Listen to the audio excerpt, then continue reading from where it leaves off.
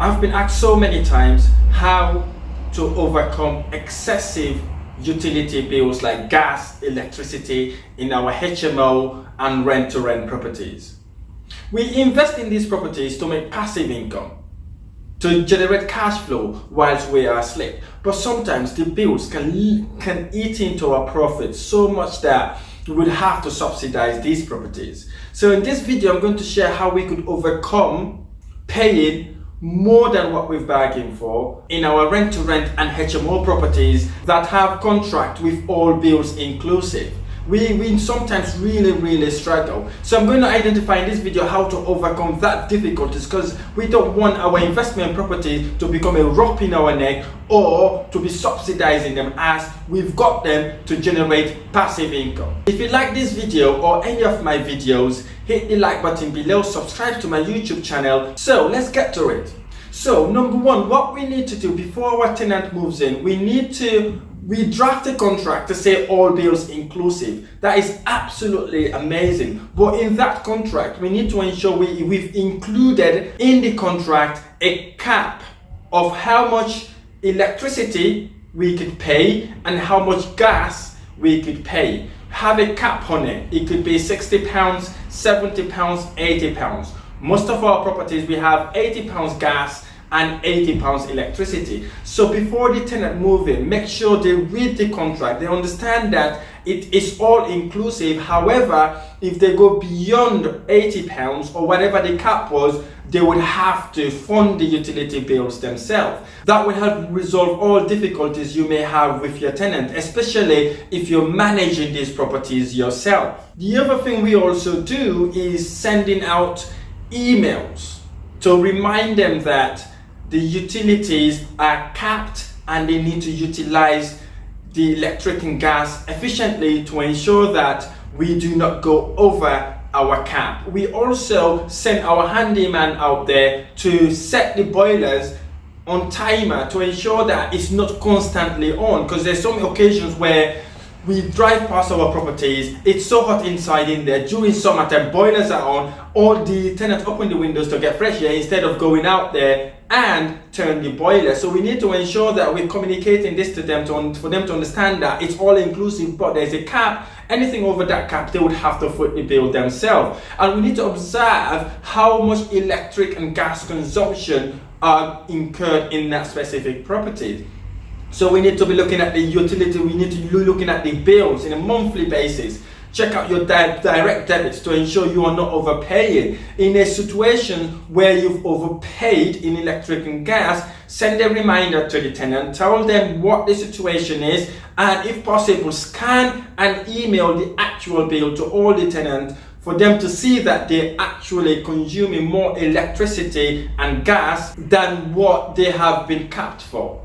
If that continues, if the bills keeps racking up, what you could do basically is to change the gas and electric meter into smart meters. Once it's been changed, let the tenants know it's been changed, and you're going to be observing it to understand the energy consumption. This is very important because this would help you build your case and obviously being able to communicate that to your tenant. So you may have difficulties in this because some tenants would come back to you and say, oh, I've signed this contract, it says all bill inclusive and I'm not going to pay any excessive charges. So again, it's to communicate with them, let them understand why you're asking them to pay that additional amount, or why you've changed those meters into smart meters. For example, if you have time, invite them, have a meeting with them, explain the situation to them, understand their point of view, and tell them why you decided to go with whatever you want to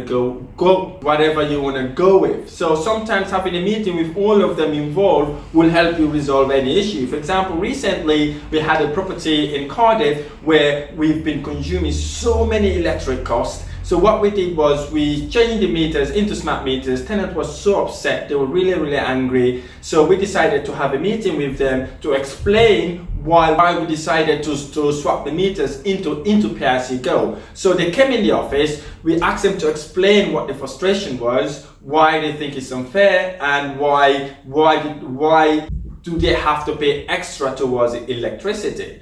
We told them that we love to have them in our properties. However, the bills has been excessive recently because the boiler has been left on for a very, very long time and nobody bothered to turn it off. Hence the reason why we decided to go into smart meter and pay as you go. Some of them argued and said, oh, the contract they've signed with us is all bill inclusive. I said, I totally understand that. However, because there is a cap, we cannot pay over that cap. Hence the reason why we decided to go that route. So this argue saying the amount of money or the cap wasn't enough. We said it should be enough because all the other properties are having the same cap. Some of them are even smaller, bigger properties. So they did understand why that was, and I put them in my own position. I said to them, imagine if you are a landlord, you had your property, you rented it out to a tenant, and you received a bill of £200 just in gas. How would you feel about that? All 6 of them sat down and realized it was absolutely true. It's way too expensive. And some of them also said, yes, you're absolutely right, Rahim. Sometimes we do leave the boiler on constantly. And on some occasions we have to either open the windows or turn our own radiators off. And again, I said that was a proof to say that there is an excessive of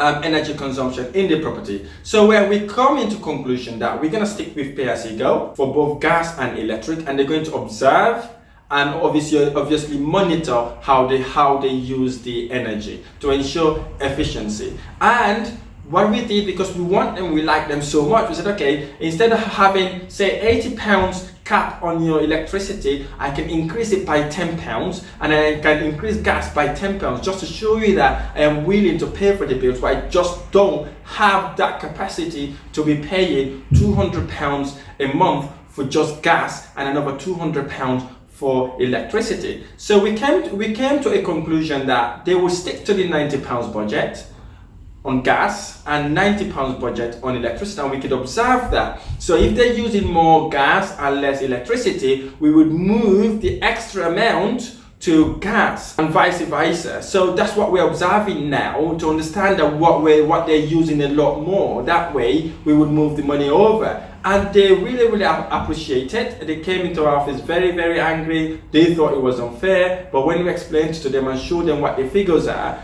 and why we're asking them to pay that extra amount if they've gone over the cap, is because we cannot afford to pay that money. They appreciated the time when they came to the office, and they were happy to go away. Again, we are in properties to make money and at the same time help resolve people. We did tell them we love them so much, we love to have them in our properties. However, if it's not beneficial to us, there will be no point to rent that property out. And we did point out to them and tell them that if they're not happy with what we've suggested that day, whoever wants to move out, they're free to move out. We've given us the required notice period to move out, because we did tell them also we love to have them in their property. They've been in our property for a very, very long time. They've never given us issue. They are an absolutely amazing tenant and would really would love to have them. So we were able to conclude that saying they can go away, observe it, and then they'll come back to us with feedback. So now we don't have to worry for 2 things. 1, paying more for our electricity. 2nd, sending our guys there to set the boiler on a timer every single day or every single week. So it's like a win-win. Now they can observe, go work as a team to ensure they use the energy in the property efficiently. And also that also helps us save a bit more money and keep the property going. So if you have a rent-to-rent or a HMO property, number 1 you need to do, include the clause of your cap in your contract. Send emails in a weekly basis or monthly basis to remind them about the energy consumption. Number 3, if that doesn't work, change the meters into smart meter. Start observing how much electricity and gas are consumed in the property. If that doesn't work, change the meter to pay as you go by informing the tenant first before you do it. If they're still spending more money, they would then come back to you and tell you they run out of electricity or gas, and then you can then organize a meeting with them to explain why we are having that cap on and why that cap was the most efficient way of looking after them and looking after our business. That way you will be able to resolve the issue. So do not ignore this. This will eat in your profit. It has eaten my profit significantly. We have lots of rent-to-rent properties out there and HMO properties. This is the biggest killer of our business, because we are in business to make profit and add value to our clients. If we're not making profit, if we're not generating passive income in those properties, there's no point having it. So we need to observe our utilities, especially gas and electricity.